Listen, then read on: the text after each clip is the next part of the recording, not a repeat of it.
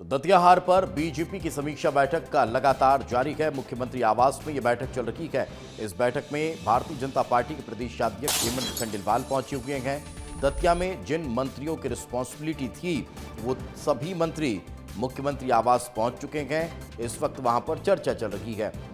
भारत कुशवाहा वहां पर मौजूद हैं। आशुतोष तिवारी जो दतिया में भारतीय जनता पार्टी के उम्मीदवार थे, प्रदेशाध्यक्ष हेमंत खंडेलवाल वहां पर मौजूद हैं। खुद मुख्यमंत्री डॉक्टर मोहन यादव इस बैठक में शिरकत कर रहे हैं और मंथन किया जा रहा है, चर्चा की जा रही है कि भाई इस उपचुनाव में इतनी जोरदार तैयारी भारतीय जनता पार्टी की रही, शानदार और धुआंधार प्रचार किया गया, लेकिन उसके बाद भी कहां कमी रह गई, उसी पर यह बातचीत चल रही है। इस वक्त हमारी सहयोगी रंजना हमारे साथ जुड़ चुकी हैं। रंजना, क्या ताज़ा जानकारी फिलहाल अंदर मंथन जो चल रहा है उससे क्या कुछ निकल कर सामने आ रहा है? क्या अभी तक कोई संकेत मिल रहे हैं कि भाई पार्टी संगठन की तरफ से कोई नाराजगी तो देखने को नहीं मिली?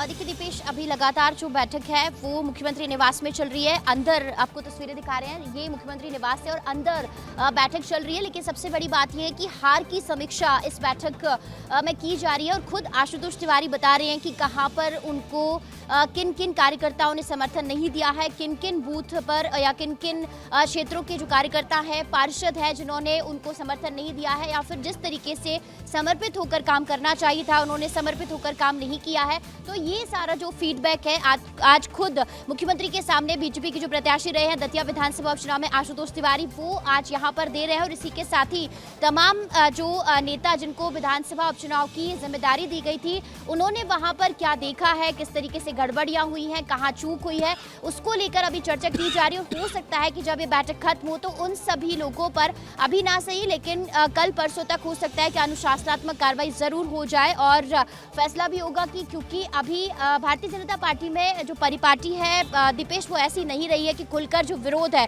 वो आमतौर पर इस तरीके से देखने को नहीं मिलता है। जिस तरीके से इस बार दतिया विधानसभा उपचुनाव में जब नरोत्तम मिश्रा का टिकट कटा था, उसके बाद बड़े स्तर पर कार्यकर्ताओं का, उनके समर्थकों का, जिलाध्यक्ष का और अलग अलग जो नेता है उनकी प्रतिक्रिया देखने को मिली थी। तो ऐसे में जो नाराजगी है उसको संभालने में कहाँ भारतीय जनता पार्टी से गड़बड़ी हुई है, कैसे समर्थकों को साधने में गड़बड़ी हो गई, और सबसे बड़ी बात यह है कि शहरी क्षेत्र में जो वोट बैंक है जो कम हुआ है उसमें कहाँ चूक हुई है।